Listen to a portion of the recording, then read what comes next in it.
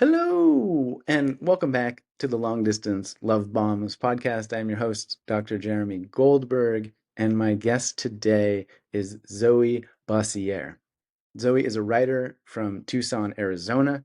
They are the managing editor of Brevity, a journal of concise literary nonfiction, and they are the co-editor of two anthologies, The Best of Brevity and The Lyric Essay as Resistance, Truth from the Margins, which is such a good title. On this episode, we dive into various topics related to gender fluidity, which is fantastic because that is a subject that I have not discussed on the podcast before.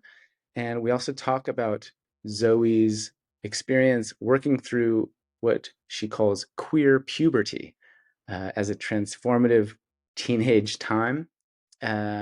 And Zoe is a really good writer. I've read the debut novel called Cactus Country. I got an advanced copy. It's really good.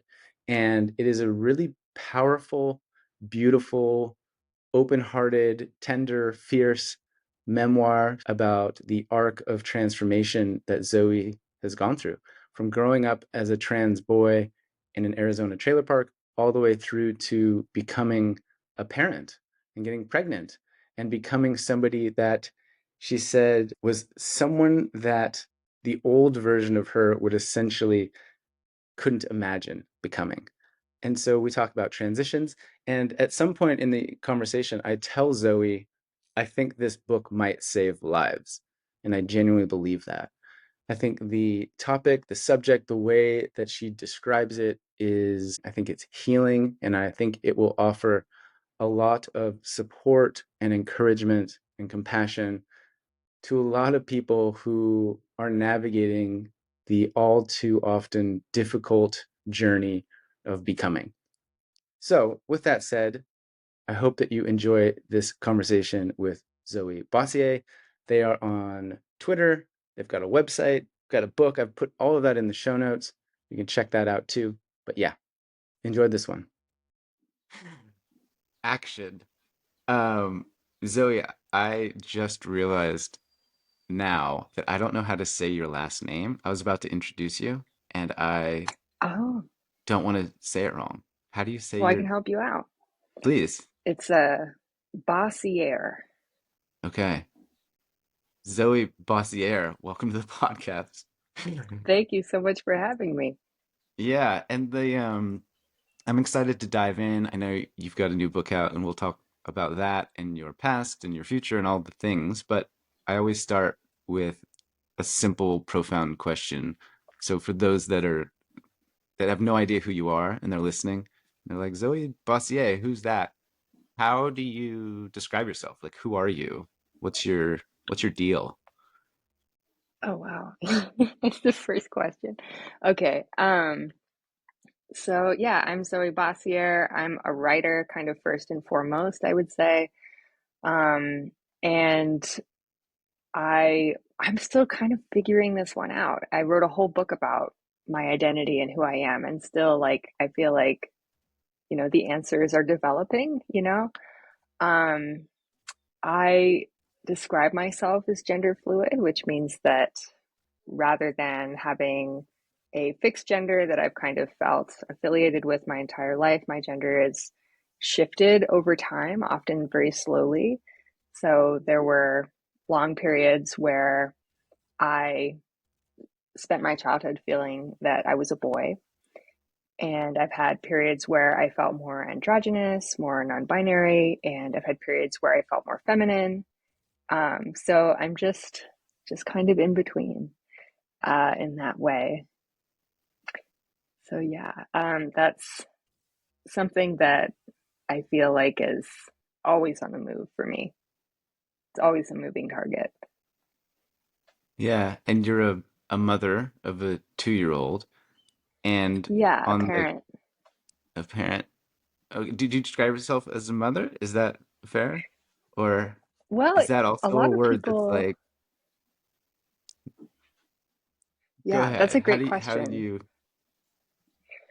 I would say that for me, like, I, a lot of people use mother to describe me, and it's a word that I feel like is more of a verb for me. Like I mother my child, but I don't feel like a mother to my child all the time. I feel like more like a parent, if that makes sense. Um, so mother is sort of like a role that one inhabits, and sometimes people identify very deeply with that role of motherhood and everything that comes with that, and the kind of sisterhood of mothers. And for me, that hasn't been necessarily my experience always. Yeah. So maybe we can dive in. So I guess where I was going with that was you're a parent Mm-hmm. who birthed a human, uh, and then on the cover of your memoir, it's described as a boyhood memoir. And I think your journey, and I think that the crux of the conversation we'll have is around that adventure, so to speak, or that transformation, or that continuing uncovering of who you are and what your identity is from a childhood.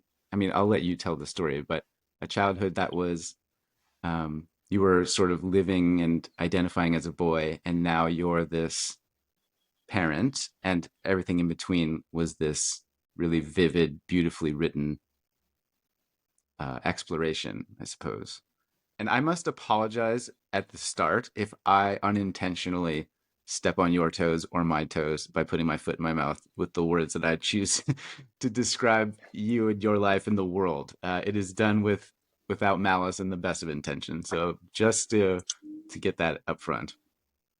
Oh, no worries at all. And I often tell people, like, there's not really a way to misgender me. There's not really a way to talk about my experience in a way that isn't in some way true. So, like, people do call me a mother all the time, and I don't necessarily correct them, even though it doesn't feel necessarily completely like true or authentic to my experience or how I view myself.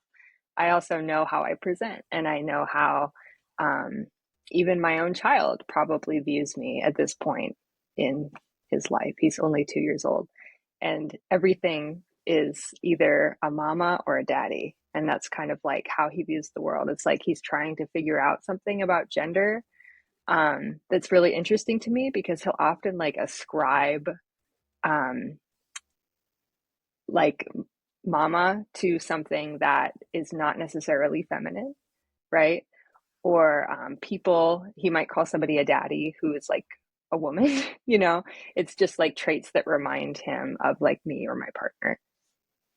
That's interesting. It's like the underlying energy or association that he has with It seems like that it at role. this stage. Yeah. Yeah. What a, I mean, we should dive into some of your background so those listening have some concept, but I already do. So you have a book. It's right here. It's called Cactus Country. Super good. And I'm just thinking what like a new and what's the word?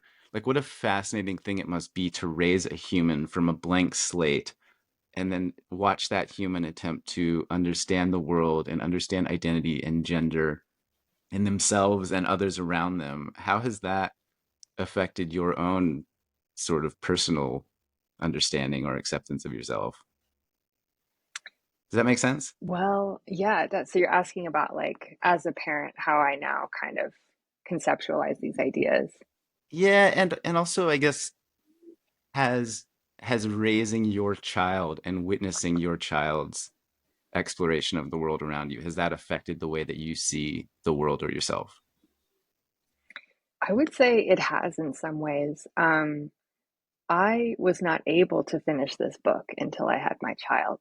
Um, for me, I had spent a long time kind of delving into the past and writing about my childhood, my boyhood, about Cactus Country, about Tucson, Arizona, and the sharp and stoic plants and the kinds of desert creatures that I would come across out there in the desert with the other boys and some of the men that we knew in the park at that time. And um, there's just a lot of heat and grit and sweat in the book. And so I was very immersed in that when I was writing it. And at the same time, I was so far away from it. I was writing most of this book in Ohio. I was in graduate school, um, and I was having a baby. I had my baby and then graduated the next day. Um, so there was this need to kind of take the stories of my past and to make sense of them in the present. And I had already been doing this kind of deep dive into what does this mean for me now? And I didn't know the answer to that question. And I kept asking it of myself. I wanted to know, like, what does this mean for my gender now? What does this mean for um, where I am geographically, as a Tucsonan who doesn't live in Tucson anymore? Um, what does this mean for me as someone who now is very steeped in academia, who once felt too out of place on a college campus to really find my footing? And I was asking all of these questions and trying to figure out where the story should end, right? Like where exactly I was in the present. And it wasn't until I had my baby that I started to realize how cyclical it all was, as you just mentioned. Like I came of age and kind of found my way, and now I'm watching somebody else do that, and somebody whose journey is going to be completely different than mine. And I can't project any of that onto him. Um, and so I think that is what kind of helped me also to see the boy I was as like part of me and also distinct from me, if that makes sense. Yeah. Yeah. And if you wouldn't mind sort of summarizing the book, or I guess like summarizing your life, just for some context to those listening that are like hearing you describe some of this and us talking about gender and identity, etc. Do you mind sort of synthesizing that and we could dive into some specifics? Oh, sure, I'd be happy to. So, when I was 11 years old, my parents bought an Airstream trailer on an online auction site, and the trailer was located in Tucson, Arizona. And we all, my parents and I, moved from Virginia, where we had lived for the past 10 years, most of my life, um, into this Airstream trailer in the middle of the desert. And my parents were really excited about this. They've always been really kind of adventurous. Before I was born, they were sea lion trainers in a Hungarian circus, which is a whole other story. They had all of these like big dreams of all of these amazing things that they would do together. And they tried out a lot of interesting things before I was born. And uh, then when I came along, we tried a couple of other things. Like there was a season that we lived in like a school bus that my dad had purchased and renovated into a camper, basically. And so we traveled all around the United States in the school bus. And my parents just loved adventures like that, essentially. And so they were really sick of living in this kind of very suburban context. I think they felt like, it was too expensive. They were working too hard, and they wanted more adventure in their daily life. And so we moved into this Airstream trailer in Tucson, Arizona, a place that none of us was familiar with. And my parents loved it. My dad kept calling it our own little slice of paradise when we moved there.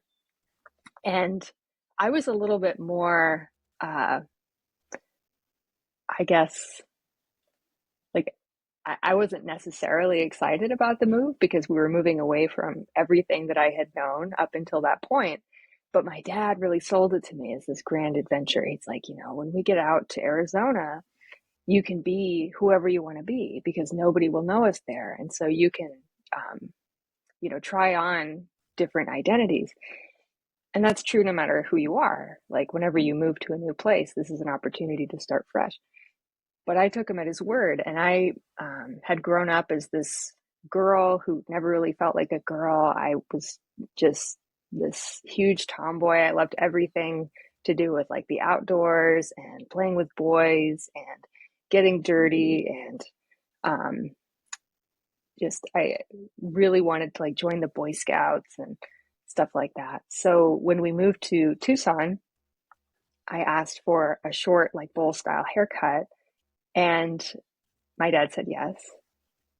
And once we got there, I was just a boy to everybody in the world, except my parents, who were kind of flummoxed. They were like, "We don't think you look like a boy," but everybody else did. And so I went by he, him pronouns. A lot of the boys in the trailer park would come and go, and most of them never knew that I was anything but this cisgender boy. Um, and I loved it. So that's kind of like the opening of the book, I would say, is like me figuring out how to be this boy that I'd always wanted to be. Yeah. And then you progress through the various trials and tribulations of living in a trailer park with the associated guests who are coming and going and the immersions of addiction, poverty, etc. Um, and then on top of that background, you're having your own personal experience with identity and having your life kind of turned upside down.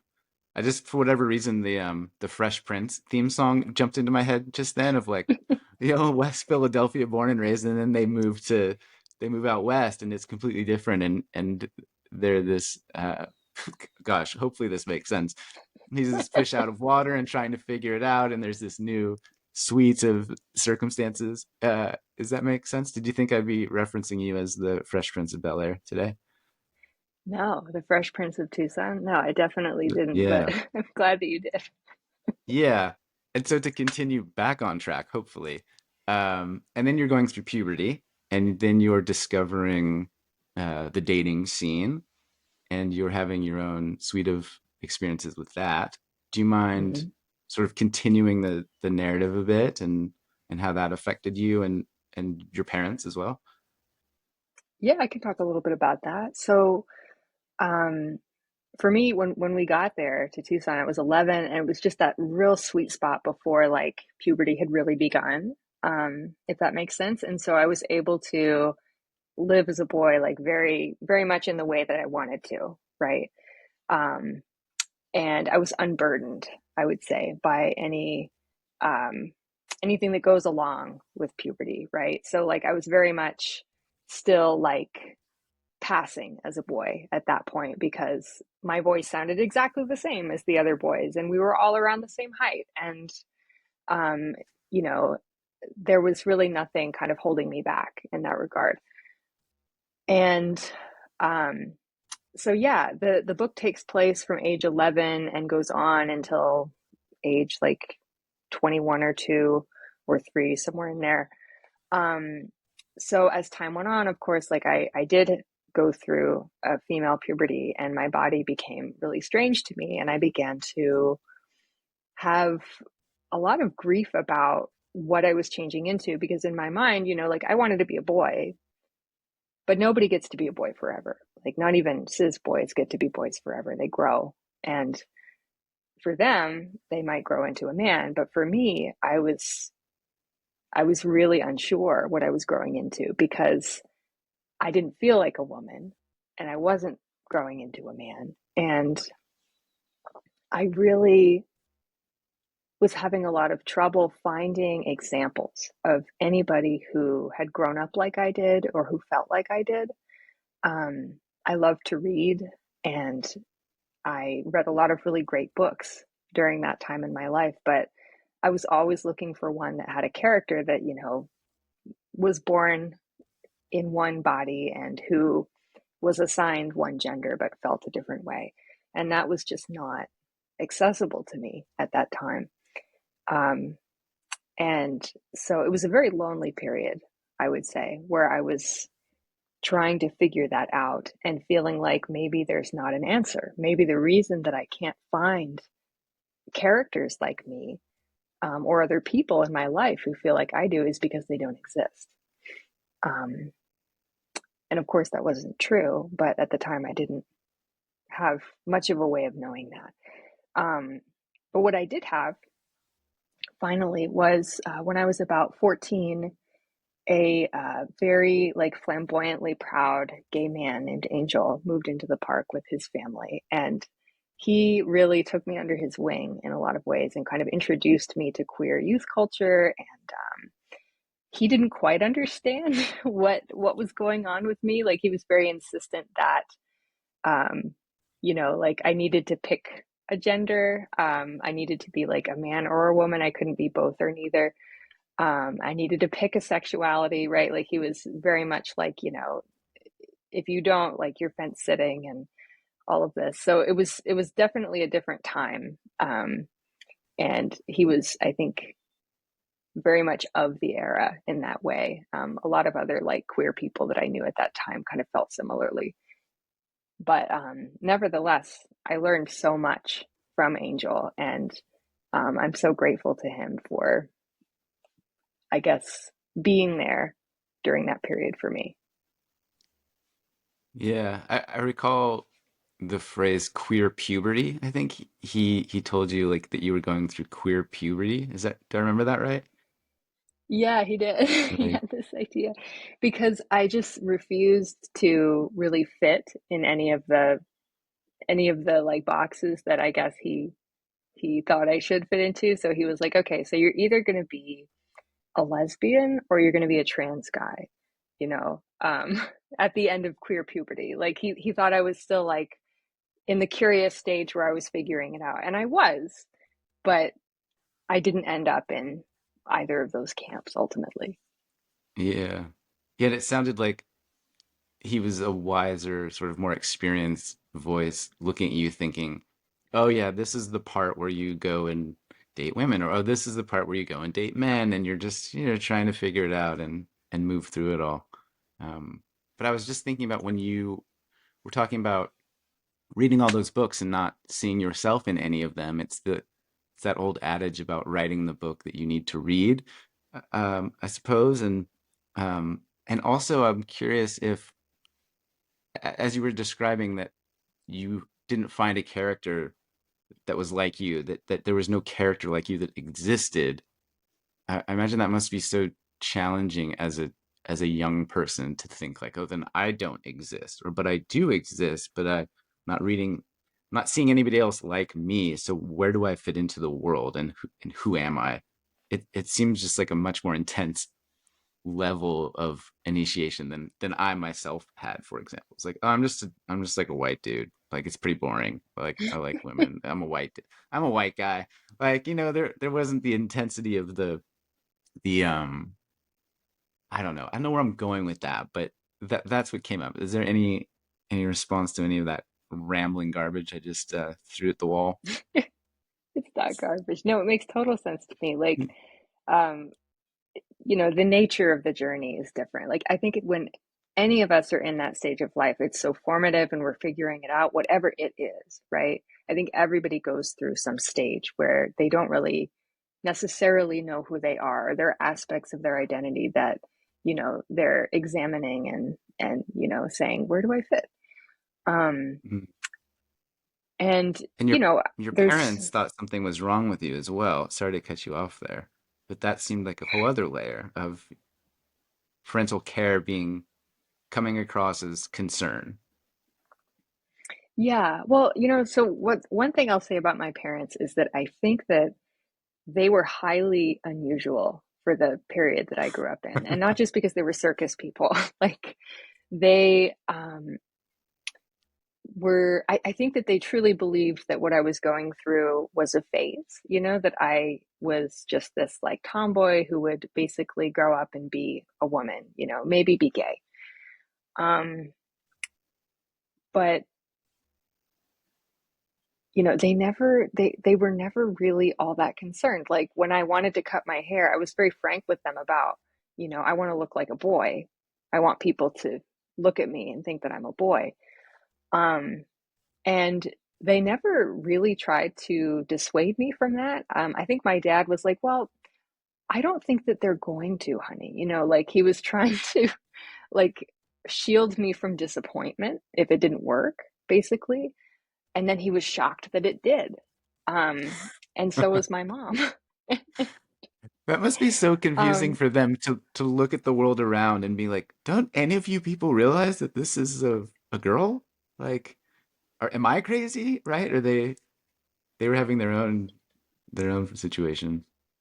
I don't know. They just kind of took it in stride, I think. They were like, this is what Zoe needs to do right now for some reason. And so we're just going to let it happen.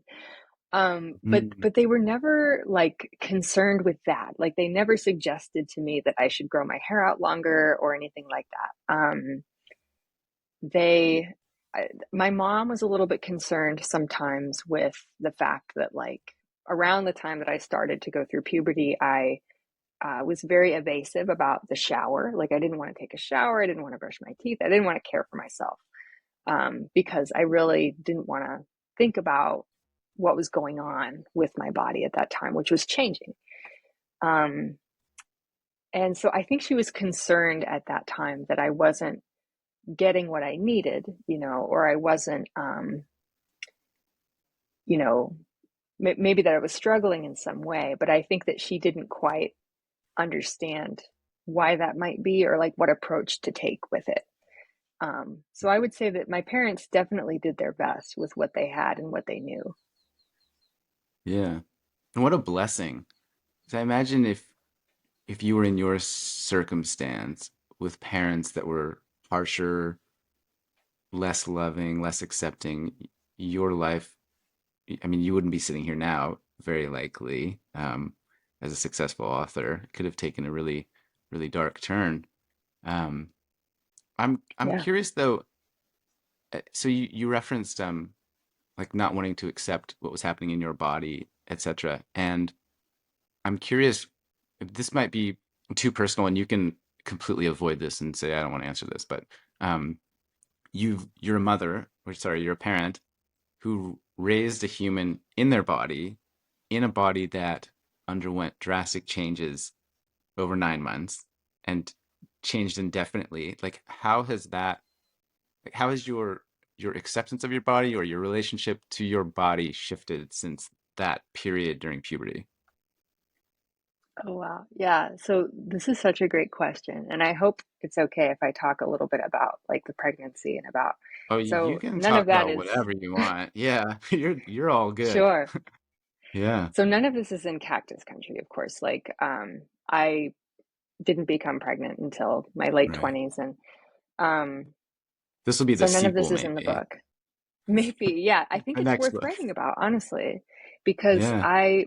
this is another area where I really struggled to find examples. I really struggled to find other folks who felt like I did, who either were pregnant or had given birth to children, who were parents, but were queer, non binary, gender fluid.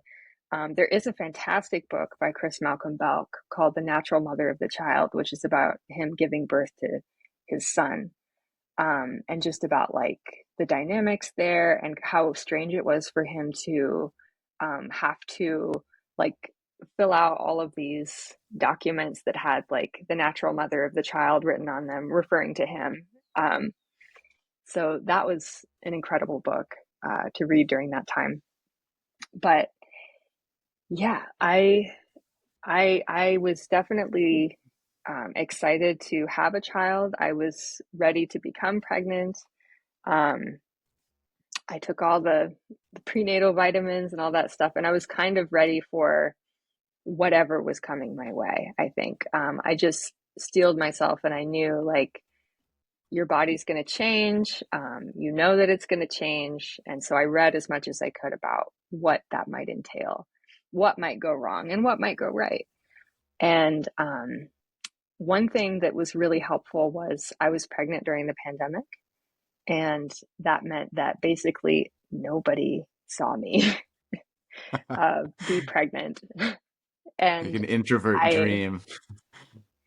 I know it was great because I had all these friends, interestingly, who were pregnant at the same time, who um, definitely considered themselves like cisgender women who, were very excited about motherhood with a capital M, who were definitely like feeling it when they were pregnant. They were like, oh, yeah, I feel great. I got the glow.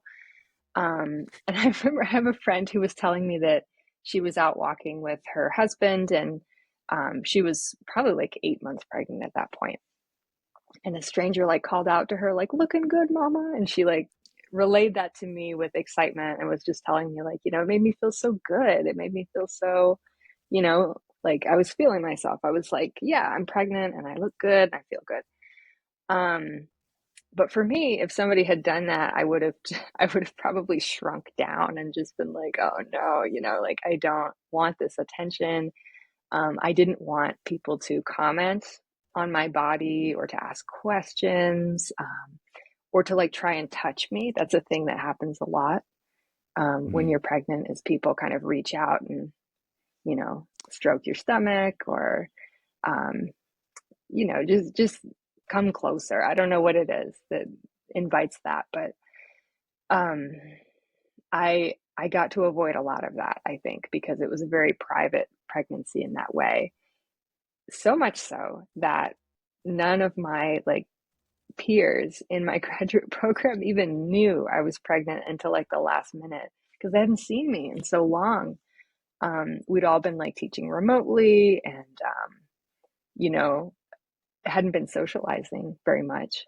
So it was something that I kind of dealt with privately, which for me was very nice.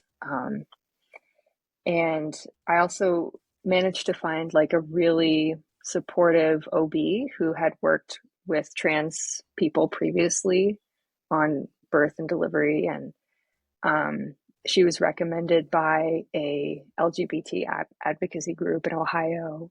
And she happened to be in my town. And so that worked out really nicely too, that I kind of found her and she was able to just make me feel like so much better about the whole process. I was really nervous about the birth.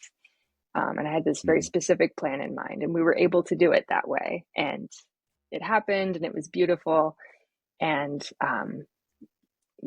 I feel like it could have been very traumatic, but it was not. Yeah. Were there Yeah. specific things that this OBGYN person helped you realize or mentored you on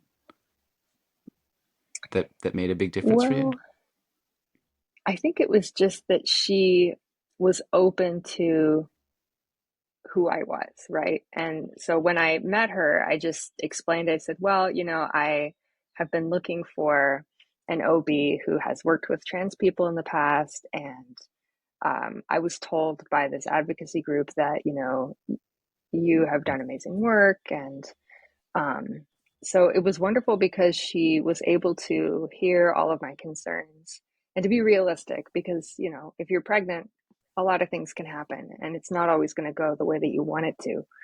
Um, and so she was clear about that while also maintaining that, like, anything that's within our power to do, we can do, you don't need to have any more reason than that. And so Mm. that was very empowering to me. Yeah, it sounds like they were acknowledging your sense of sovereignty in a way of just, hey, whatever you want to do is cool, and however you are is fine, and I'm here to support how I can. Is that fair? Yeah. Yeah. And I Yeah. feel like that's how it should be for everybody who's pregnant, you know? But one thing that I encountered over and over again while I was pregnant was this. I feel like, I don't know who it is. I'm going to say they, but I don't know who they entails. I don't think that they trust pregnant people, and especially pregnant women. I just think that there's there are all of these like very strange, it seems to me, like choices that aren't really choices, so for example, when I had my first appointment at this OBGYN, before I had met my OB, the first like intake appointment, they gave me a spiral bound notebook with lots of information in it about pregnancy and birth.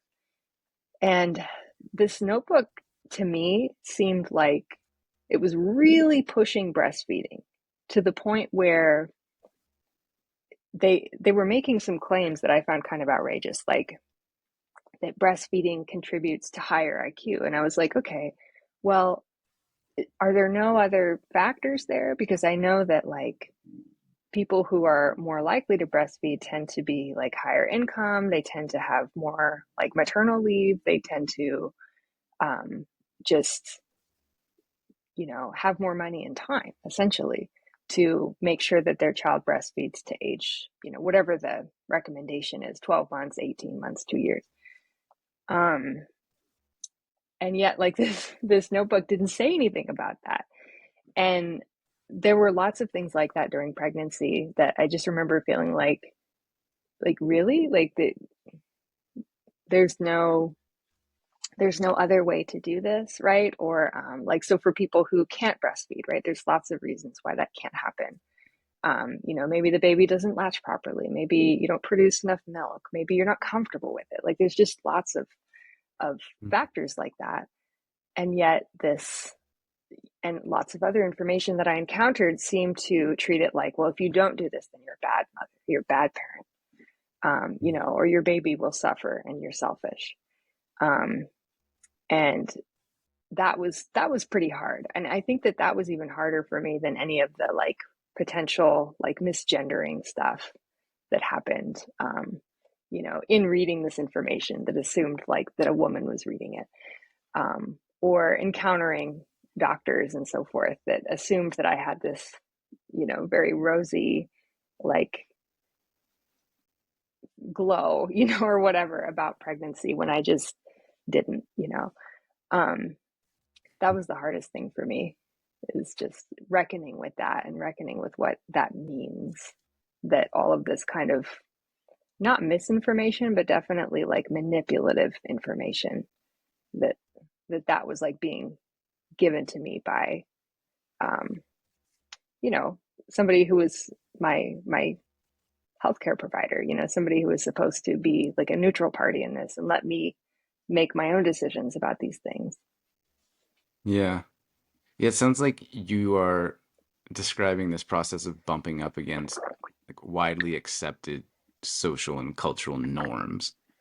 And it also sounds like you growing up from a very early age were were this strong skeptical person that like was like, nah, I I see that you're telling me I should be a boy or a girl, but like, nah. And throughout your life, it seems as if you've been navigating your own path through that process and continuing even to the present, where you're, and the scientist in me really acknowledges and appreciates the skepticism in you, because I'm also similar when I read things or I hear things. And also, as I said, my partner's pregnant now, and we've been going to some of these appointments, and I do my little like eye squint and tilt the head like the dog trying to triangulate of like, I don't know if that's true, or where did you get that information from? Um, so yeah, that skepticism I think is important, and I felt it too from a different side of being the parent or the father figure in the dynamic. Yeah. I've often felt like they're talking to her primarily, or that when I chime up, it's kind of like, yeah, yeah, like, all right, we let you talk, but like, we're gonna talk to her as the main thing. Anyway, I want to quote your own words back to you now and see what you think. So you said in the book, in the end, we are left with what the body knows. And that was towards the end of the book. And I'm Mhm. curious what that meant to you at the end of the book and perhaps what it means to you now. Yeah. I mean, I think what it means to me at the end of the book, we're left with what the body knows, is that you can't change who you are, right? You can't change the past to many extents, right? So no matter who I become in my life, the boy that I was will always be part of my body, part of me. So for me, that means like no matter how my gender changes, for example, no matter if I'm presenting more femininely or more masculinely or somewhere in between, this little boy is where I came from. This desert is where I came from. Um, and it's a part of me no matter where I go, right? And I think that still holds true. And it was really important for me to figure that out through the process of writing this book, because I think that it's given me a much more solid foundation and understanding of who I am. And with that, I can feel just much more. open and more confident about who I am in the present. Um, because for such a long time, I felt like I needed to hide my past. I didn't talk about it. I felt like I couldn't express myself in certain ways because I had tried that in the past and failed at it. Particularly when I was a teenager and I had discovered what's now called non-binary identity, but at the time I was calling it androgynous. That really didn't work out for me at the time. Nobody understood what I was talking about. They, them pronouns were not anywhere close to understood by the mainstream. And so I gave it up because it really wasn't working for me. And now this is something that, with all of my past in mind, I can embrace and say, like, no, that's part of me and it's been part of me for a long time. Yeah. And now you're this person that goes on podcasts and talks publicly about that and wrote a book all about it. Does it feel, I mean, how does it feel? Does it feel surreal? Do you feel brave? Do you feel like an imposter? All of the I don't above? know. I don't know. Um, I definitely don't feel like an imposter. I know that that's unusual for writers. I feel like all of us kind of feel like that on some level, but at least for me in this context, I don't. I think because I spent so much time with this book and so much time thinking about the past and what it means for me in the present, and like working out the answers to all of these questions, that I feel like, no, this is like definitely authentically me. Um, but I don't feel brave at all. Like I feel like, I would love it if somebody found my book and read it and felt like, wow, that really resonates with me. Like I had a lot of these same experiences, or maybe they're currently having those experiences. Um, and they're reading about them and they're feeling like, I'm not the only one. I'm not alone. Or maybe somebody's reading it and thinking, wow, this person wrote a story that they needed. And maybe I should write or tell my story because it's the one that I needed when I was a kid. Um, or maybe somebody picks it up and they've never heard of gender fluidity and they don't really understand what transgender is or can be. And they read it and they think, oh, wow, I never knew any of that. That's fascinating. I want to learn more. And they pick up more books by trans writers, by queer writers. I think any of those would be just incredible and make writing the book very much worth it. Yeah. I really enjoyed the book, and about halfway through I realized a couple of things. One was like, oh, Zoe's a good writer. This is good, right? And then secondly, I thought, this isn't like the book necessarily for me, but I think this book is gonna save a bunch of lives. Like I think it's gonna Oh, be why yeah, like and I mean that. And I could see how for certain people at certain parts of their life that they could find this book almost like a life preserver in a sense. In a literal sense. Like, hey, this is helpful. And I believe Zoe and I don't know. What are your thoughts on that? That'd be like a dream review to get on Amazon. Like 4 stars, saved my life, but like, didn't love the cover. I mean, I'd skip the review if it saved somebody. I mean, that would be, Yeah. yeah. Well, thank you for saying that. Yeah. And And I I mean hope it so. too. I hope so. Thank Yeah. you. Yeah, I just feel like there's a quote, and I can't remember who said it now, but it's like children can't be what they can't see. But I think Mm. I feel like there's a lot of legislative action right now that is taking that idea and saying, like, okay, well then let's make sure that they can't see it so that they can't be it. Um, and the problem with that, there's so many problems with that, but the biggest problem, I think, like the flawed reasoning there, is that the kids still are queer. The kids still are trans. You're just making it impossible for them to express that. And so they're going to suffer, their lives are going to be harder. They're going to feel badly about themselves. Um, and in the worst scenarios, they're going to hurt themselves. And I would love to avoid that. I was a kid that at times felt that way. And, um, I'm still here and my life is so good now, and I don't know that I would have believed that when I was younger. And so I would really love for this to be kind of a testimony to younger people who are struggling, to tell them, hang on, because, you're worth it and you're beautiful as the person you are. And, you're going to make it and you're going to do great things. Hmm. Amen.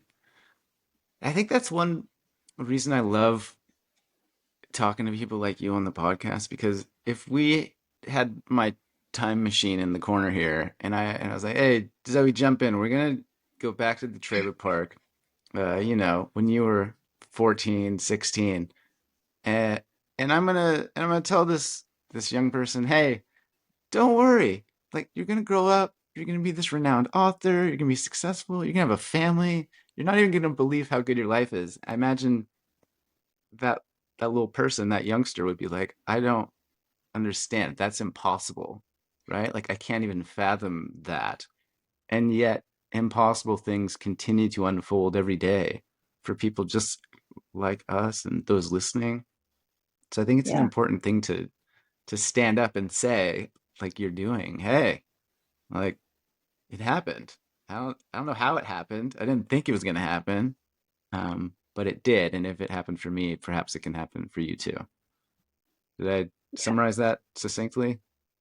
I think so, and not everybody has to tell their story, but I do want Sure. folks to know that like their life is worth living and their perspective is worthwhile, and you know to keep going through the bullshit, because you will emerge somewhere along the way as the person you are, and life will be better.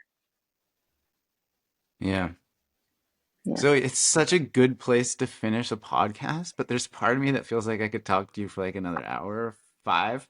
Uh, like it's such a high, inspiring, encouraging note, right? To be like, okay, well, thanks for coming. But and we have more time. Is there anything that you've not discussed or that I've not asked you about that you're thinking like, oh, come on, Jer, why haven't we talked about this? Or like one thing I had written down, it's again like quite personal, is the cutting that you experienced as a teenager. Um, Mhm. because I haven't had anybody on my podcast personally talk about that, and I know that not a lot of people do talk about it, despite it being very widespread. If you Yeah. wanted to go there, we can, or I could just throw other random ideas at you, or we can just stop Yeah, if we you're can like, go I'm there. tired, I want to go take a nap. No, it's okay. No, I'd be happy to talk about that a little bit. What specifically about it were you curious about?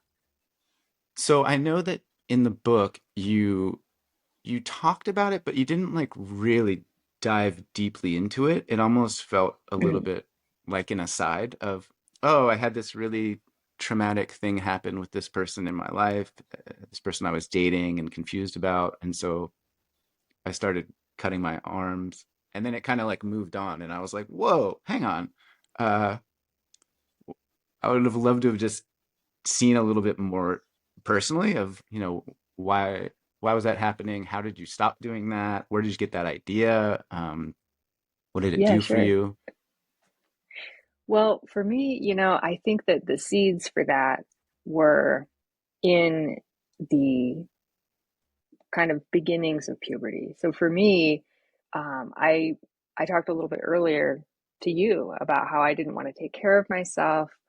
Um, and I think that like all of that was kind of part of punishing my body and punishing myself, because I felt this real anger and real, even sometimes hate for the person that I was, because I felt like my body wasn't a reflection of me. And so when I was like 12 and 13 and first going through puberty, and I was developing, I would sometimes like punch myself, right? Hoping that that would maybe like stop the growth from happening. Um, and so like I feel like I always had these kind of impulses when things um, were completely outside of my control, if that makes sense. And going through an unwanted puberty was very much outside of my control. And there was nothing that I could do about it. There was nothing that anyone in my life could do about it, or maybe even would have done about it, because they're just, I don't even know that there were necessarily like health professionals who could have helped with that. Maybe with my mental health, but I don't know that I could have like gone on puberty blockers or anything like that at the time that I grew up. I don't think that that technology was available yet. Um, and so that when I got older and I experienced this assault, that was another thing that felt very outside of my control. And the trauma of that was something that I didn't know how to deal with. I didn't know how to talk about. My parents didn't know about. My friends didn't know about. My teachers didn't know about. And so I had to manage it in my own way. And I think that the pain of that was so much that for me, I felt like I needed to let it out somehow. And so the cutting came from that that kind of impulse, I would say. And um, I don't even know that it necessarily helped so much, except in the moment, you know. It's definitely not something that I would recommend to anybody, but I did manage to get some very great therapeutic help in high school and to stop those behaviors. But I do think that they're a really real risk factor for lots of kids and lots of teenagers, not just queer and trans teens. Um, but there's a lot in life that can feel like it's outside of your control. And I think that those particular events in my life were extremely triggering for me. And also, I I feel like maybe it had something to do with like the desert that I was living in. Everybody around me was angry, and it seemed like the boys and men that I knew expressed most of their emotions through a kind of violence, usually to animals or to each other. And so for me, like I didn't want to hurt animals. I didn't want to hurt anybody else, so I hurt myself. Hmm. Do you how do I phrase this? I'm curious now, looking at like teenagers now with the access to information and social media, etc.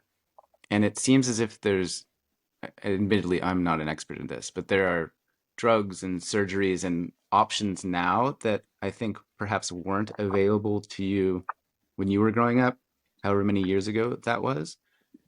Um, I'm curious for like any commentary on like how would you have navigated if you were a teenager now versus then? Or do you have any perspectives on the the impact of everything I'm kind of talking about here with teenagers nowadays?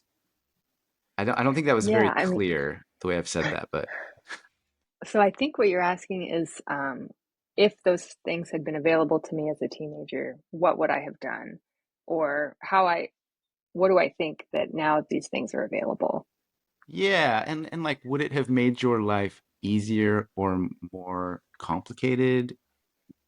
Um, I don't know. Yeah. Well, so this is a big hypothetical, right? And Yeah. I learned kind of early on when I was writing my story and thinking about all of this that there's not really a good way to answer it, because those kinds of therapies weren't available when I was younger. Um, and if they were, I don't know whether I would have been able to access them, whether I would have wanted to access them necessarily, whether my parents would have been on board with that aspect of things, especially at the time, which was a completely different era, you know. So I think that a lot of things would have had to be very, very different during my childhood for that to have been a possibility. And so I don't know that I can answer that now. Yeah. But what I can say is, the science is very clear that these therapies save lots of lives, and also that these specialists who work with trans children or gender expansive children have very clear guidelines that they follow. That you know, I basically, I'm what I'm trying to say is that I trust that the medical professionals who specialize in working with these kids know what they're doing. And I trust these kids and their families to make the right decisions for them. So I'm very glad Yeah. that these therapies are available. And I hope that they continue to be, um, because as we talked about a little bit before, there are a lot of kind of legislative attempts to not only ban medical care for trans people, but also to ban trans people from public life, to ban our books from public libraries. Um, this is a concerted effort to erase us, and anything that we can do to stop that or to speak out against it, we should take those steps. Yeah. How surreal to think that your book might be banned from a library for the way that you've lived your life. Yeah, it hasn't happened yet because the book's only been out for a week, but I expect that it will be. I would be surprised if it wasn't, because these bans are just blanket. The folks who are Yeah. proposing them don't even read the books, they just read the description. But it pains me to think that these books and books like mine, right, or books that Yeah. depict any kind of queer character or a character with like two moms or something, um, it pains me that kids who need those books and need to see themselves in these books don't have access to them. Um, and I also think it's a loss for kids who this maybe doesn't resonate with their life exactly, but they could learn something from it. They could empathize with Yeah. maybe their peers a little bit better having read a book like that. Yeah, because your book, I think one of the reasons I really liked it is it was relatively neutral in the sense of, let me step back. I could see I could see an argument being made for a book that was very powerfully persuasive towards one idea, such as, hey, this is my story, and every young teenager should have hormones, surgery, da da da da da da, right? I could see how some argument could be made that like maybe that's controversial. But for your book, it's like, this is my life, this is my story, this is how it happened, this is what it taught me, here's how I think about it. And so if and when your book ever gets on that bad list, I would love to go to bat for you, is what I'm saying. Because I think it's bullshit. Thank you. And I think every Well, book where a person just describes their life and how they've managed it and what it and what they did to not drown in the sea of life, I think that can be helpful to so many people. And I think it would be a real shame if that ever did happen. it would. And there are Yeah. so many books. So I've read a lot of these books that are banned, or have, you know, been attempted bans. And Yeah. they're all, I think, telling a story sort of like mine about a person who's trying to figure it out, right? I think that there's value in each of them, and that's why they were in the library in the first place. And yeah, there's nothing to fear, right? Like the people banning the books have never been on the right side of history. And Yeah. it's always shocking to me when folks propose that. And it's like, well, others have done this and they were not good. But Yeah. And like, um, that making a list of books that we shouldn't read just makes everybody want to read them, right? Like, gives them a lot of that publicity too, and attention. it Like, oh, does. why is It this book it banned? Now I want to know. I'm hoping that ultimately, like all of this will have the opposite effect, and that maybe folks are picking up these banned books more than before, and maybe they're hearing about titles that they wouldn't have necessarily heard of if not for the book ban. So, I mean, maybe there's something to be said for that. But it would be wonderful if these challenges could stop, and if, libraries would not have to go through these ridiculous review processes for. I think I read somewhere that the number of people actually making these complaints is very, very tiny compared to like the number of library patrons. And so Yeah, they it, just have it would be loud. wonderful if, yeah, they're Yeah. loud. And it would be great if librarians didn't have to deal with that, essentially. And like librarians are just some of the universally kindest, warmest, most loving people that I've come across. It's like I can't think of a librarian where I'm like, God, that guy was a real dick. You know? It's like No, they're gentle. They want you to learn and experience things and they're the best. They're so excited about what they do, and rightfully so. I mean, they have like such a wonderful job to introduce people to, their favorite books, and to help people find yeah. the answers to questions that they have. And yeah, there was recently in our town, so we live in Oregon now. There was a challenge for a children's book at our local library called And Tango Makes Three, which is it's like based on a true story of a penguin who has two daddy penguins in a zoo. Um, like it really happened. These two male penguins were a pairing, and the zookeepers gave them an egg, and they hatched it and raised this chick together. And it's a very Mm. sweet story. And it's also like this is something that happens in nature, right? Sometimes with penguins. And there was a woman in our community who wanted to ban it from the library. And so they had a public hearing where folks could show up and speak about the ban either way, the proposed ban. And I was so heartened by this outpouring of community support for the book to stay in the library. So there were more people than could fit in the room. They were spilling out.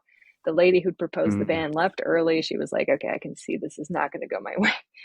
Um, and I would love to see that in libraries across the country for any of these books that are being Yeah. proposed to be banned.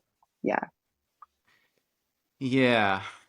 Um, okay, I have like one final topic slash question Mm-hmm. around writing and helping people to write their story or rewrite their story.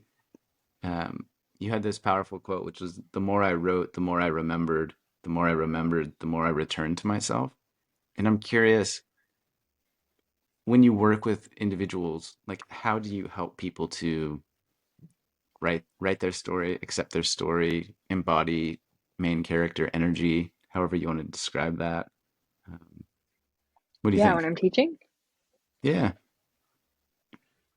Well, I would say one of my favorite things to do as a teacher is to get writers thinking about the many aspects of themselves, the many facets of their own identity that maybe like they take for granted or haven't really thought about very much. And so I actually enjoy Sustenance group in April. I was the writer in residence, and so Joy Sullivan runs this amazing group called Sustenance for folks who need a writing community. And she asked me to come and be the writer in residence. And so the theme for the month was like writing the self. And so it was so much fun. Folks were taking different prompts, like thinking about their identity from different vantage points, like thinking about their racial identity, like how their race has informed who they are through their life. And so, particularly, I think for like white folks, we might not necessarily have considered that aspect of our identity before, because white in the United States is kind of considered the default race, you know? Um, and so I think that that can bring up some really interesting ideas, right? And some really um, important aspects of self that maybe we hadn't considered, that are related to privilege, but maybe also related to culture. Um, So thinking about race, thinking about gender, thinking about sexuality, thinking about ability and disability, thinking about family origins and heritage, and many, many, many other things that kind of go into like who we are, um, geography, um, what kinds of like social groups we're a part of or have been a part of for a long time, things like that. And so in writing this book, I thought deeply about all of these things and how they kind of made me who I am, and how the way that I thought about them or didn't think about them have changed over time. And I think that in doing that, I was able to craft this portrait that felt like very multidimensional. Um, and in so doing, I was able to capture myself in the past as a child, I think, with a certain degree of authenticity and accuracy that I wouldn't have been able to do if I hadn't done that work. Yeah.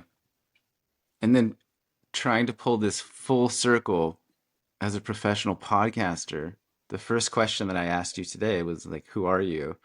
Right. And it was quite a challenging question.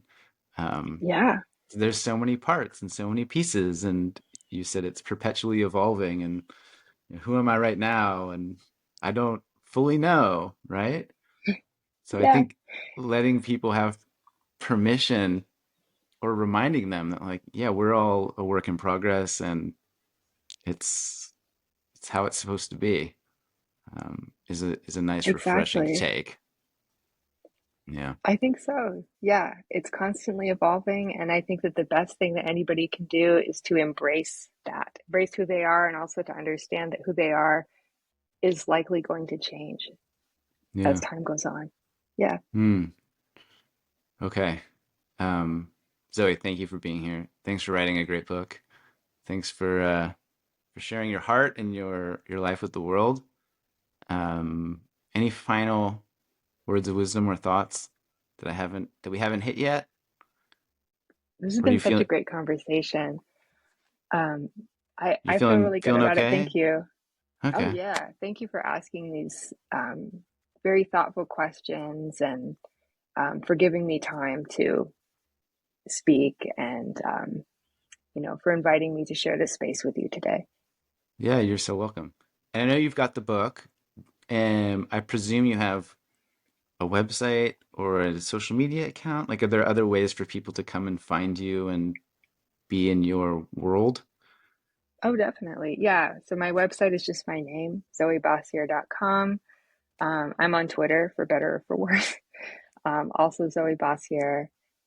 So through those two avenues, you can find information about upcoming events. I've got a couple of touring things coming up in Portland, in New York, in Columbus, Ohio, and a few other places as well. Cool. All right, and I'll put links in the show notes. If you're listening, you can just click those, make your life as easy as possible to find those things. And yeah, thank you again. Thank you. Okay, so that was Zoë Bossiere, the writer of Cactus Country, a boyhood memoir. I've put links in the show notes so you can check that book out. I've also included links to Zoe's website and Twitter account. If you want to get in their world, send them messages, buy their book. That's the way to do it. And as always, thank you for being here. Please do send that one along to anybody that needs to hear this conversation. As mentioned, I think it's powerful, I think it's healing, and I think it could save lives. So do feel free to pass this along. Thanks for your support. Thanks for the 5-star reviews. Thanks for being in the space. We're trying to make kindness cool and compassion commonplace, and conversations like this help to encourage a more conscious collective. So thanks for being a part of that, and I will talk to you soon.